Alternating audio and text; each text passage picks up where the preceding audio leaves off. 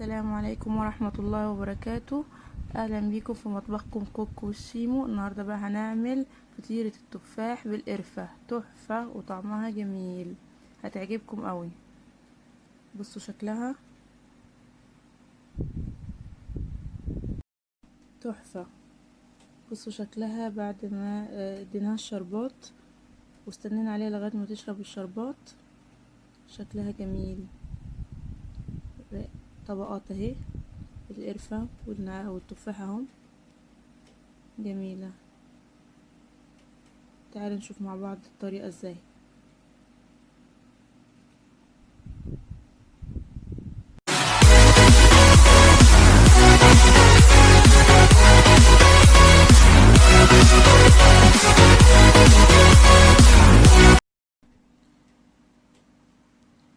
معانا لفة جلاش، 4 حبات تفاح متقطعين ومتقشرين، متقطعين قطع صغيرة، عود قرفة وقرنفل لو حبيتي، سمنة، معلقتين سكر، معلقة نشا، قرفة بودرة، وشربات تقيل ساقع.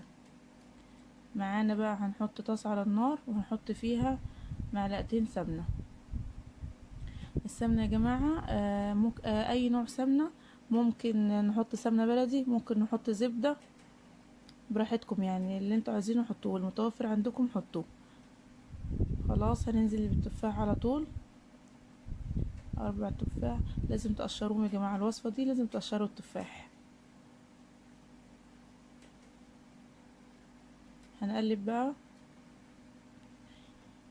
هنقلب السمنة التفاح كويس، وهننزل معلقتين سكر.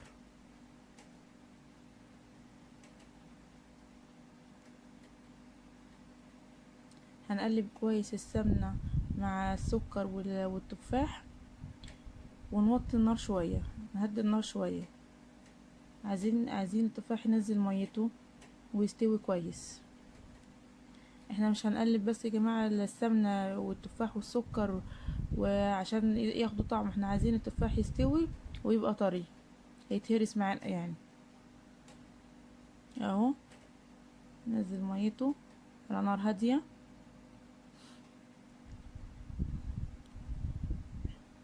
ممكن هنا بقى نضيف شوية قرفة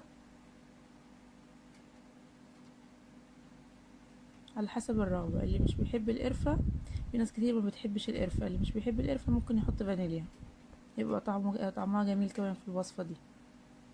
عود قرفة يزود الطعم، يدينا طعم قرفة مركز. للي بيحب القرفة، اللي مش بيحب القرفة يحط فانيليا عادي. اهو بعد ما السكر اتكرمل والتفاح نزل ميته، احنا التفاح هنا ما نزلش ميه كتير، مش هحط معلقه النشا كلها، انا حطيت بس ربع المعلقه، على حسب. في تفاح انت لو مزوده الكميه شويه هينزل ميه اكتر، فممكن تزودي شويه النشا، حطي معلقه يعني. هنطلع عود القرفة ده خلاص، مش عايزينه تاني. هنهرس بقى. بصوا التفاح استوى خالص. هنا بقى انا رحت جبت الجلاش وقصيته على مقاس الصينية اللي انا هحط فيها، اللي هدخلها الفرن اهو، يبقى شكلها احلى. هندهن الصينية سمنة كويس. السمنة اللي هتدهن دي هتخلي الجلاش ما يمسكش، وهتخليه يتحمر كويس من تحت. هنحط طبقة طبقة.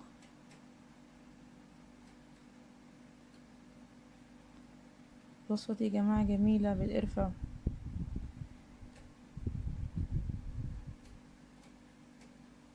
هنحط كل الطبقات دي، كل طبقة ما بينهم ندهن سمنة كويس.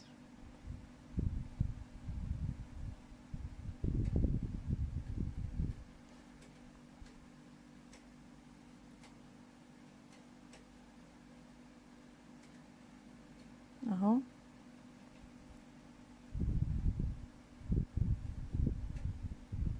ندهن سمنة كويس كل طبقة ما بينهم سمنة.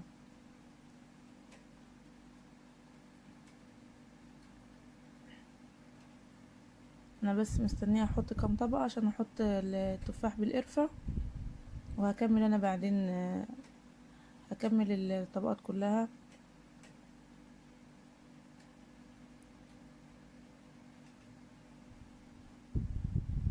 نحط طبقة تاني، نحط كمان دهنة سمنة تاني.